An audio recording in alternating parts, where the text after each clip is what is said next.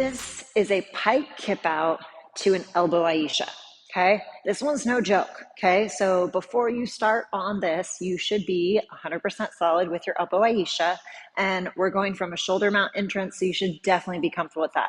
You can get to the entrance without doing a shoulder mount. You can descend down into it. Of course, that's always an option. What is not an option is being solid with your Ayesha, okay, because this is definitely one of the more advanced and sketchy transitions to get into an elbow Ayesha. Okay, so you're 100% solid, your bottom shoulder is stable, because this one is definitely dynamically loading that. Okay, so for this one, to start, that starting position can feel like a little sketchy, okay, because your whole entire life kind of feels like it depends on your inner thighs. So for that, this is something in pole. Our bodies are all different. You may or may not have noticed that. For some people, thigh holds are their jam and they are happiest when their lives depend on their thighs. For some of us, that is not our happy place, okay? So whether you have a thigh gap or you're closer to being a mermaid, all bodies are beautiful, but the technique is a little bit different, okay? So if you're already 100% solid with thigh holds and stuff like that, this might not be relevant to you. But if thigh holds can feel a little sketchy to you, something on this, and especially those of you that have thinner thighs or more of a thigh gap, you're not just gonna squeeze your legs together. Like you can see, there's still a gap right there. You're gonna crisscross and you're gonna do the pee-pee dance, okay? So I'm literally like squeezing and like my butt cheeks are in like full pucker, okay? So don't just think ankles together, crisscross.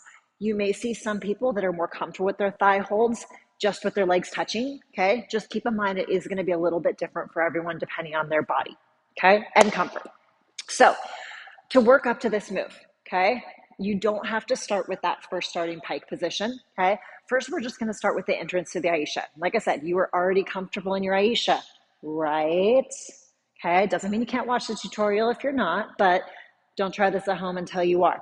So to start is learning how to get ourselves away. One of the things that is, I guess you could say unique, and yet it's not entirely unique because handsprings are similar.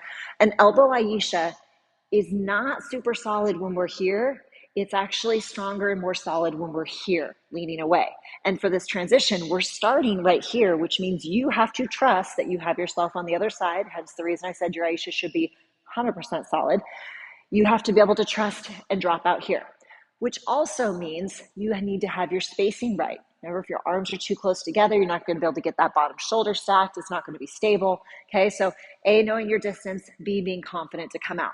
Okay, so to start with that, instead of having to go like the whole enchilada and just balls to the wall right away, I prefer to train smarter, not harder.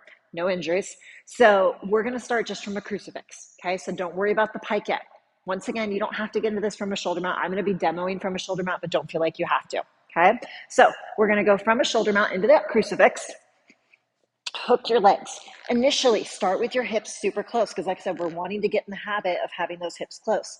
You're gonna drop that bottom arm, make sure you have it nice and low, hook that top arm, and then push with this foot to get your butt back. And be like, okay, am I solid? Okay, I'm solid.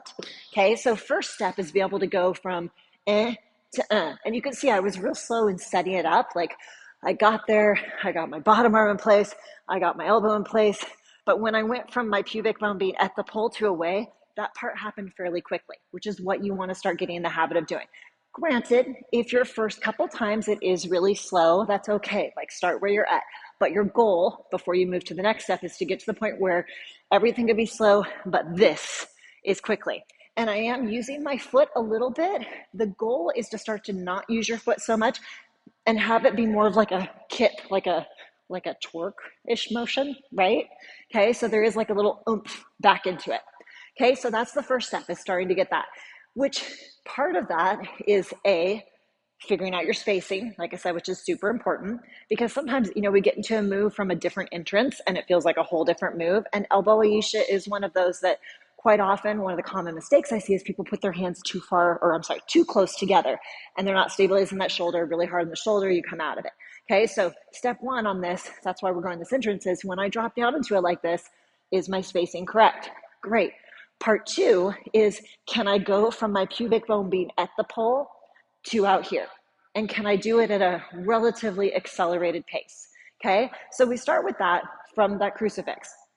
Then we start to get to where we are maybe not touching our legs or our feet. So you can still be in that crucifix, but you're not using that foot so much to get this. Instead, we're going crucifix and popping our butt. So it doesn't mean that your legs aren't still on the pole. So if you look at the difference between it, my legs are still on the pole, but instead of pushing that exaggerated push with my legs, I'm using my booty and that kippy motion more. So up, get everything in, elbow out.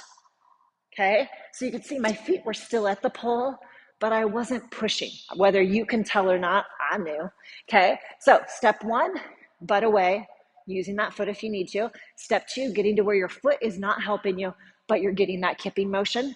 And you want to get to the point where you can quickly open and find your balance. Because, you know, a lot of people can get their butt out, but then it takes a moment to find that, like, whoa, like, where am I in space? Okay, so if that's feeling solid, you're able to pop out, open the legs. Then next step is getting comfortable with this pike hold. Okay, so this pike hold, like I said, for some of you, it might feel like something you can do every day and twice on Sundays. For some of you, it might scare the holy bejesus out of you. Okay, and I would say I was more in that category for a very long time. So all of you that are on the more scared side, you're not alone. Been there.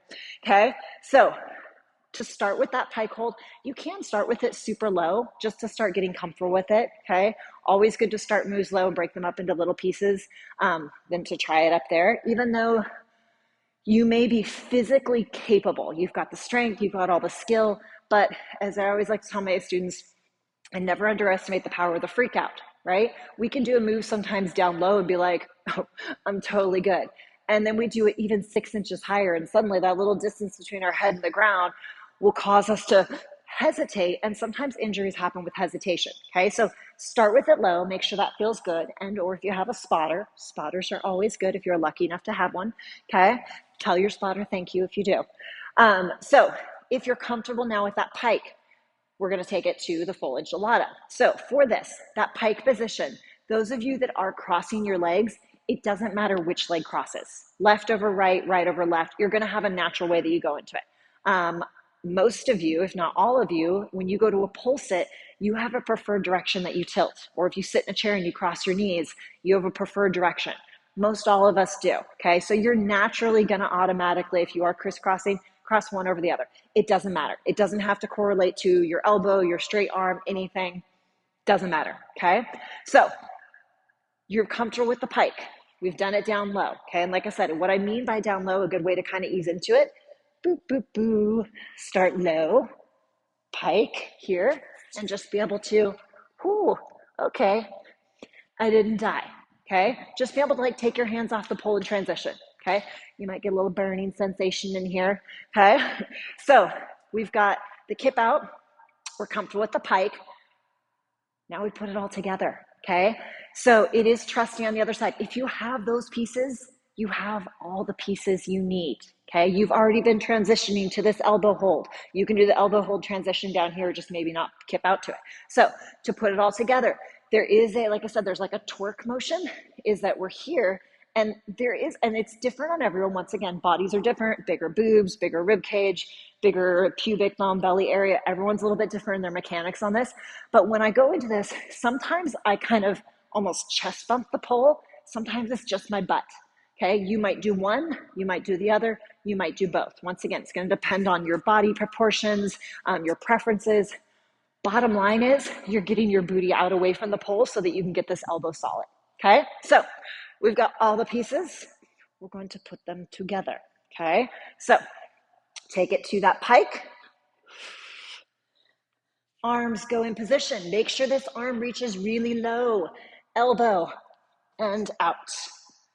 Okay, so I find on this, if I do this move over and over a bunch of times, I end up with like a little bruise somewhere in here, which once again, everyone does it a little bit different. Some of you might get it up here, but if you're getting it down here, any of these, that means you're doing it right. Okay, the reason I'm getting it down here is because I'm literally bouncing my pussy off the wall to bring my booty away from the pole. Okay, so that is kind of what you should be doing. Okay, so there are all the pieces for this pike kip out to an elbow Ayesha. This is a dynamic move. Can you do it on spinning pole? Yes, but it definitely is a little more sketchy on spin pull because remember, when you go to do that kip out, you also were dealing with centripetal force. So definitely you want to be 100% comfortable with it on static. And if you are going to try it on spin, start with a very slow spin so that you can adjust for that centripetal force. Because remember, part of this kip out is being able to kip and find your balance. If you put it on spin pull, you have to kip and find your balance while dealing with centripetal force at the same time. Okay, so I'm not saying don't do it. I would say it is definitely harder. And generally speaking, most of the dynamic and kipping motion things, they just don't work as well on spin. The spin, the centripetal force kind of takes away from it. So, but do you, boo, whichever you prefer. Have some fun with this. If you need some feedback, some help, have questions, as always, feel free to send them my way.